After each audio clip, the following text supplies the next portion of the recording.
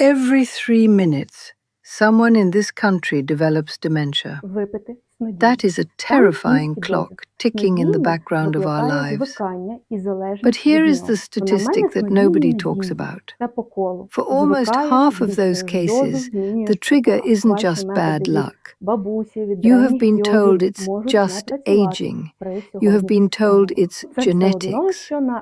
But what if I told you the confusion you're feeling right now, that brain fog, that forgetting where you put your keys, might be a direct side effect listed in the fine print on a bottle you take every single night? It is not in your DNA. It is right here, in your bathroom cabinet. New major studies have ranked specific medication classes by how aggressively they accelerate cognitive decline. And we aren't talking about rare experimental drugs. We are talking about the ones you buy at the grocery store, the ones you've likely been taking for years.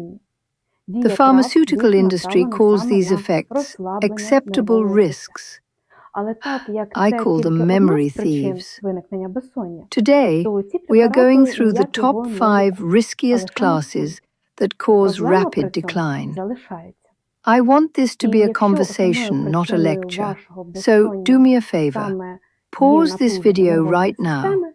Go get your medication bag or your list. Seriously, go get it. As we go through these 5 categories, I want you to look at your bottles. If you spot one, comment below which one you're taking. I try to reply to as many comments as I can to help you find resources or questions to ask your doctor. Are you ready? Let's look at number 1.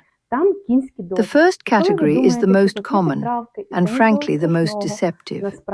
These are anticholinergics, usually found in allergy medications and sleep aids. I'm talking about drugs like diphenhydramine, you know it as Benadryl, or doxylamine, found in Unisum or NyQuil. Here is the pattern I see all the time. You have a little hay fever, or maybe you're just struggling to fall asleep. You go to the pharmacy, you grab an over-the-counter box. You think, I didn't need a prescription for this, so it must be safe for my brain. That is a dangerous assumption. Here is the mechanism. Your brain relies on a chemical messenger called acetylcholine. This is the chemical that allows your neurons to fire signals related to learning and memory. It's the spark plug of your cognitive engine. These drugs work by explicitly blocking that chemical. When you take them, you are essentially inducing a temporary chemical state that mimics the pathology of Alzheimer's disease. You are shutting down the system that creates new memories. The statistics on this are frightening. A study published in JAMA Internal Medicine found that strong anticholinergic use daily over 3 years was associated with a 50% higher risk of dementia. Think about that trade-off. You are trading tonight's sleep for tomorrow's memories. So what do? If it's for allergies, look for second-generation antihistamines like cetirizine or loratadine. These don't cross the blood-brain barrier the same way. If it's for sleep, talk to your doctor about magnesium glycinate or low-dose melatonin. We have to get you off the Benadryl highway. And remember, muscle relaxation plays a crucial role in the development of healthy sleep. You can learn more about this by exploring the scientific resources on our website via the link below this video, and you are welcome to reach out to us for professional support. Number 2 is the anxiety trap. We are talking about benzodiazepines. You might know these names: diazepam, Valium, lorazepam, Ativan, or alprazolam, Xanax. Here is the scenario. You feel anxious. Maybe you have a tight chest, or you're grieving, or you just can't settle down. Your doctor prescribes a benzo to calm things down, and honestly, it feels like magic. It works instantly, but there is a heavy brain cost. These drugs sedate the brain by boosting a neurotransmitter called GABA. But they don't just calm you down, they turn off the recording button in your brain. This is why many people can't remember conversations they had an hour after taking a pill. It is medically induced amnesia. The research shows that using these usually short-acting drugs for just 6 months can boost Alzheimer's risk by up to 84%. These drugs were designed for days or weeks of use, acute crises, not for decades of daily maintenance. Now, I need you to listen to me very carefully right now. This is a crucial safety warning. Do not stop these cold turkey. If you have been on benzos for a long time and you stop suddenly, you can have life-threatening seizures. You need a tapering plan managed by a doctor. But you need to start that conversation today. Medication number 3 is what I call the mood trap. These are certain types of antidepressants. Now, I want to be very nuanced here. Depression itself is bad for the brain. Untreated depression causes inflammation and memory loss. So, treating your mood is vital. I am not telling you to stop treating your depression. But not all antidepressants are created equal. We are specifically looking at older tricyclic antidepressants like amitriptyline, Elavil, and even some SSRIs like paroxetine, Paxil. The hidden link here goes back to that first chemical we talked about, acetylcholine. These specific antidepressants carry a massive, hidden anticholinergic burden. While they are helping your serotonin, they are drying up your memory chemical on the side. Long-term use of these specific high-burden antidepressants is linked to 29% higher odds of dementia. The solution here is usually a switch, not a stop. There are many modern antidepressants that have very low or zero anticholinergic activity. The conversation with your doctor is simple.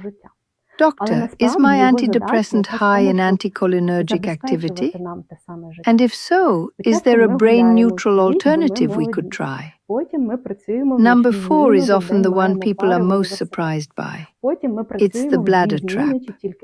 We are talking about antimuscarinics used for overactive bladder, like oxybutynin, ditropan, or tolterodine, Detrol. As we age, overactive bladder becomes common. It's annoying. It interrupts your life, so you take a pill to stop the urge. These drugs work by blocking nerve signals to the bladder to stop it from spasming. But here is the biological surprise. The receptors in your bladder that these drugs target, they look exactly like the receptors in your brain responsible for cognition. These drugs are indiscriminate killers of acetylcholine. They don't know to stay in the bladder, they travel to the brain. The stats here are some of the most aggressive we've seen. These drugs are tied to hazard ratios of up to 3.44. In plain English, that is a massive statistical jump in dementia risk. If you are taking oxybutynin, please know there are alternatives. Pelvic floor therapy is incredibly effective. There are newer drugs like mirabegron that work on a completely different receptor and don't hurt the brain.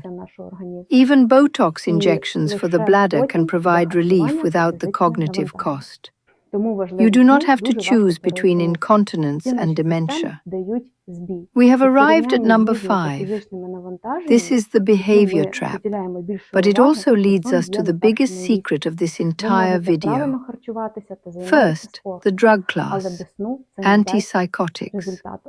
Drugs like quetiapine, Seroquel, risperidone, and olanzapine. Now, you might say, I'm not psychotic, I don't take those. but these are frequently prescribed to seniors off-label. They are used for agitation, for sleep, or for behavioral issues in nursing homes or even at home.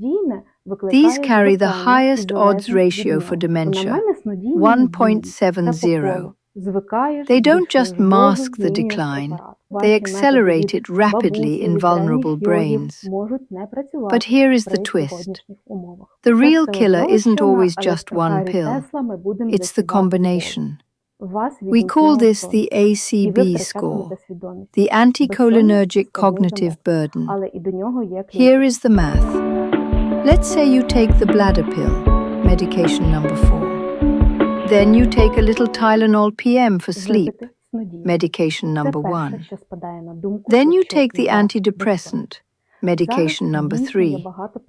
In the brain, these effects don't just add up like 1 + 1 = 2. They multiply. The cumulative burden creates a siege on your cognitive reserve.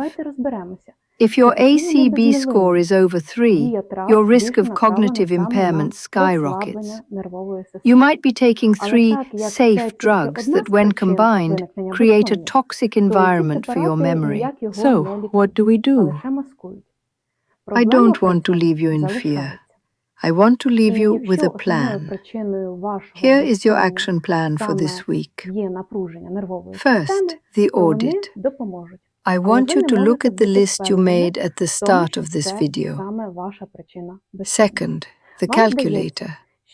I want you to go to Google and type in ACB calculator. It stands for Anticholinergic Cognitive Burden. Plug your medications into that tool. It will give you a score. Third, the script. Take that list and your score to your pharmacist. Pharmacists are the chemistry experts. Ask them this specific question.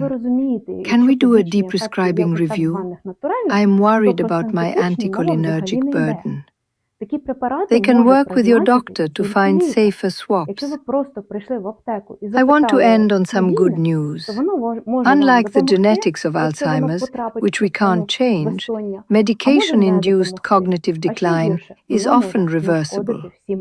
Studies have shown repeatedly that when patients work with their doctors to stop these offending drugs and switch to safer alternatives, the fog often lifts. Memory improves, alertness comes back. Your brain is incredibly resilient. It just needs a chance to breathe without being sedated. Please, don't accept memory loss as just aging until you have checked your cabinet. If this video helped you, hit subscribe so we can fight for your health together. I want to see you in the next video, sharper and healthier. And don't forget, comment your score below. I want to see how many of us can get that number down to 0. I'll see you next time.